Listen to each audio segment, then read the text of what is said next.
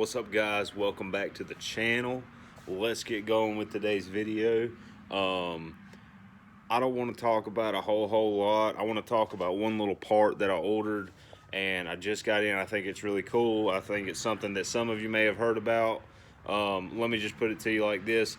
If you've rebuilt an LS motor, then you know exactly what I'm talking about, more than likely. If you've never rebuilt an LS motor and you're just grabbing a junkyard motor and throwing it in a truck or car, then this might be useful to you. So that's why I wanted to throw this in there for the usefulness of the information. But we got some of our LS parts washing up. Let me show you what they look like right now. Okay, guys, we are in the process of rebuilding our short block, and I'm going to make this short, sweet, and to the point. This here is our last piston that we need to clean. I've got the 7 others clean. Here they are right here on my greasy, oily table, which is no big deal to me. Lifters are getting, trays are getting replaced, and the rocker arms, we just kind of dumped them in the wash. We're just gonna go with them like that because it's not gonna be perfect. It's not gonna be a completely fresh motor. We're giving it a good rebuild, but we're not making sure every little speck of dust is off of it. So I'm having trouble with this, getting this crank timing sprocket off. Read on some forums that some guys are using some 3-jaw pullers like this, just a cheap one from Harbor Freight, and they're doing the job just fine. And then I noticed that a lot of the guys that are using those to get these off, the crank is out of the motor when they do that. So that can't happen because that's not coming back out. That's all torqued up, ready to go. Bearings are in, clearances are checked. That part is done. So we're gonna have to find another way to get our timing sprocket off so we can change it over to our LS2 timing set. So let's talk about this little part that I think is pretty nifty. This here is a billet aluminum oil galley plug. Good for rebuilding. It's a whole lot of work if you're just going to change it for the fun of it. So the barbell plug sitting right there is our new one, and this is our old one. See, there's one rubber O-ring, and this other end just has grooves in it. It's pretty black because this is a part that sees a lot of oil. This one will probably be black before it's over with, and this has got 2 rubber O-rings. They can be a pain to get out, so this company actually put a little threaded piece in the back here. They just threaded a hole in it so that you could put a little screw in it so you can easily uninstall this thing from the block. So we're going to use the new one to show you. If you don't know what this does, these 2 little valleys right here, or galleys, we'll call it a galley because that's probably the proper term, because this is a galley plug. This little flue right here is your main return for all your oil in your motor to go to your oil filter. It goes down into the oil filter and back up. When they drilled the block out though and they produced them, this hole goes straight through all the way to the back right there.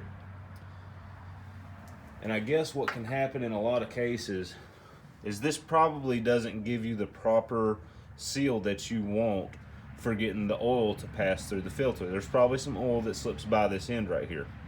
This is just to keep oil from coming out the back of the block. It needs to cycle properly. It needs to go back up this flue and into wherever it needs to go from here. And so that's just a stopper. But this right here is not efficient looking at all compared to the aluminum one.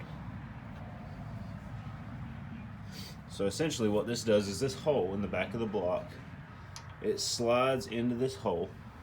You lube it up, and I'll show you from the underside if you don't know this already.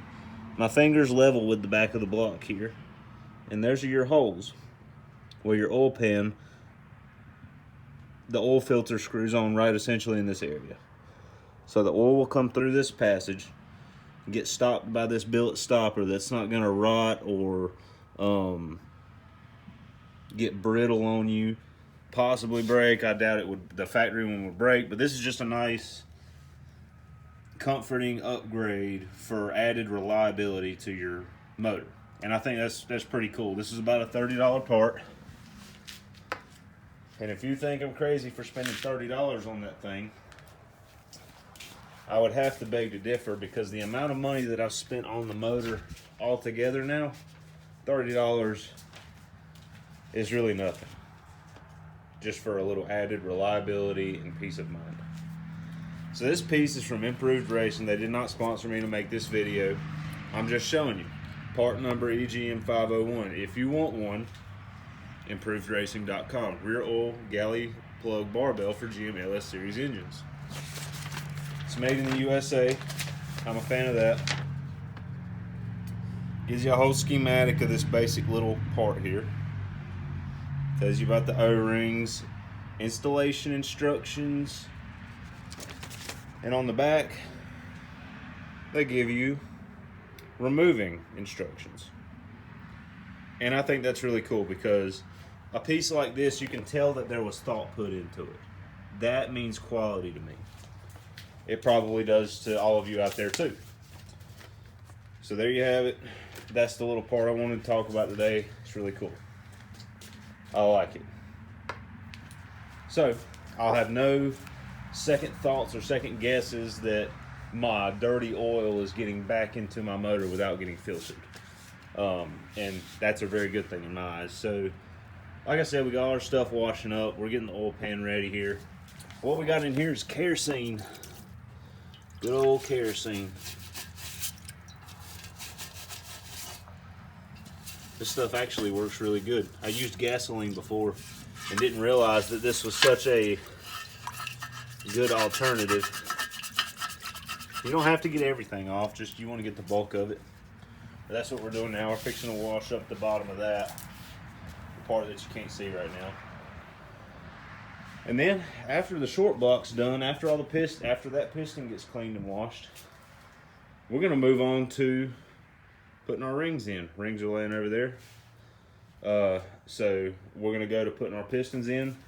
I'm gonna make a whole video on that and all. I'm just gonna post this one in the meantime for those who may have checked back. I don't think that my last video had a whole lot of popularity, but that's because it was my first video. So for those of you that enjoyed the first video and may have are looking into this one right now, thank you for coming back and watching. I hope that you're enjoying these. So this kerosene, I think, did a really good job. Here's our pickup tube, and this thing was black. It was just char all over, and that kerosene did a real good job of cleaning it up. This is the plate that bolts into the top of the oil pan, and here's our windage tray. That I'm not really, can't say I'm happy with it, but it's not really gonna hurt anything. If anything, the oil will just get dirtier a little bit sooner than it would if it was totally clean. And that stuff, I even tried taking a very light grit sandpaper to it. Didn't do anything. Didn't smudge even. So that stuff's pretty embedded. But here we go. I'm gonna get a little bit of fast forward mode footage of me trying to clean up this oil pan. Hope it goes good, because I plan to post this video tonight. So I'll say this again: any thoughts, questions, comments? Do you want to see me do anything to this motor, to this truck? One thing I am looking into doing is going ahead and ordering my a few other build components. I reckon I'll just leave those to be a surprise video coming up. I'm not gonna give it all away. So yeah, we're fixing to probably order some stuff for this thing. We're gonna keep chipping away at this, try to get her built, and that's how we're coming. Progress is coming along. So I'm enjoying it. I highly encourage you to do a project like this. If you have the means and time, don't put it off. If it's something that you want to do, go for it, man or girl. I couldn't put it any other way. This has just been a fun learning experience overall, getting to get my hands dirty and build this thing. So I'm going to quit rambling. Let's turn on the fast forward mode and let's get this oil pan cleaned up.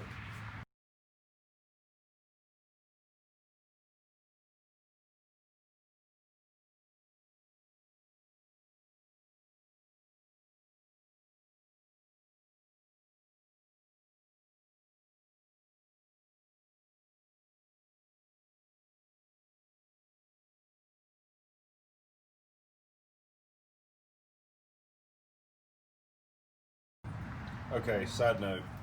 This may be a topic of interest for certain people who are rebuilding their motors. What I had to use to clean my piston ring grooves on my pistons. For the first 5 pistons, I used the same equipment, but I was first given by my father, who used to do this back in the day, who taught me most of what I know now. He loaned me one of these. This is a piston ring groove cleaner. It's got the clamp. This goes into your ring. It's got a little thing to set the size of the piston so that you can clamp it tight up here. And the part that does the cleaning is this little wheel right here with these notched, these little tapered scrapes here is what I'd call them. There's 5. And this one, the next to smallest one, will do my largest ring gaps, which is the oil rings. And 3 rings sit in this gap. And this is the smallest one. And that is too big to fit in the top 2 ring grooves on an LS motor. I don't have a part number for this tool, but if it happened to me, it can happen to somebody else. If you're put in this type of situation, I didn't know what to do at first, so I had to get a little creative.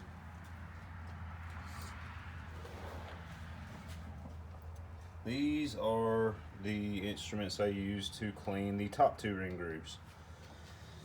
Big screwdriver, little screwdriver. You want to go in with these into the groove and kind of tilt it a little bit. That's what I wanted my method to be, and kind of scrape along the groove and twist the ring as you scrape to kind of create the same effect that tool would create. When that wouldn't do the job, I went the smaller route for some reason, and this seemed to do pretty good after the piston had soaked in our gunk cleaner overnight, but it didn't get it all. So to get the fine edges and corners of the grooves, I started using this razor blade, this side of the razor blade, because that seems to fit that groove about half of it. So I'd go along the top half and then I'd go along the bottom half with it. So got tired of sitting and letting it soak, and I said, dude, I've got to have something that fits a piston ring groove perfectly to use to scrape. And then it came to me. The top rings, and I don't know my terminology, so forgive me, the top rings are made of a material that when stressed, they can break. I can demonstrate that, but I think it's pointless to, so I'm not going to. You put a little pressure on the ring and it'll just snap. If you grab a second ring, here's my pile of rings that I've been going through. If you grab the second ring down, because I don't know which ones I'm looking at other than the oil rings by looking at this stack, the top ring and the second ring are pretty much the same size and they look the same after they've been used. So if you grab the second ring by mistake and go to pull on it, you're gonna have to put a lot of force on it to get it to break. It's much more durable than the top ring, because the top ring, in my guess, in my book, would be because the top ring sees a lot more of the compression and heat, and it wears the most out of the 2 rings. So the top ring will break easily. When you break it, you can see I've been using, if I can get it to focus, that side looks pretty good. That side, there's a wear mark. Why is that? Because you want to notate, and I went by feel. You don't want to use the side that you broke to clean the ring groove, because this isn't a clean, straight piece. Wow, I can't get this camera to focus.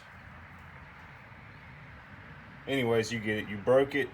It's now essentially a cracked cap. It'll only fit perfectly in the other side of the ring that you broke it off from, and it is not perfectly straight and flat. So you want to use the ends of the piston rings. That just seemed the smartest, to me, be the smartest thing to do. So I used the unbroken side of the piston ring to go along. I wore gloves and stuff. It still was pretty rough on my hands either way, but go and scrape around the piston ring groove. So using this, and that, I could clean about one piston a night after soaking. Using this, I could clean the piston thoroughly in 10 minutes. The ring grooves, that is. The rest, the gunk on top, the gunk that's left over on the sides, to give you a better picture, all that mess. These tools are only really effective for the ring grooves. The top needs to soak. If you want to get all this mess off, you're just going to have to let it soak and then hit it with a brush. So I went this route. Used this and this for minor cleanup in corners where that may not have grabbed. And cleaned them up, let it soak overnight, hit the rest with a brush, dry it off with a rag, done. Much simpler process. I hope that information is helpful to somebody that's not as fortunate as I am. I couldn't go out and buy a whole brand new tool because tools are expensive, and I just had to use what I have here in my little shop to get the job done. And that's the best, most effective way to do it in my book. All right, guys, in our very next video, we're going to be getting rings on pistons. We're going to be getting pistons in the block. We're going to hopefully, if time allows, get our bearings in our rods, check our clearances. If clearances are good, and they all should be, I don't have any real worry or concern there, we're going to be doing a final torquing on the rods to the crank, and that's going to be super exciting. After that, we're going to do cam lifters and trays and do our time and sprocket. We're going to get it off and upgrade to our LS2 set. We're going to put the windage tray on, and that's all she wrote for the short block. It's been real, and it's been fun, but I am super stoked to get this guy done. I am so ready for it. If you've liked the content you've seen this far, be sure to drop a like and a comment.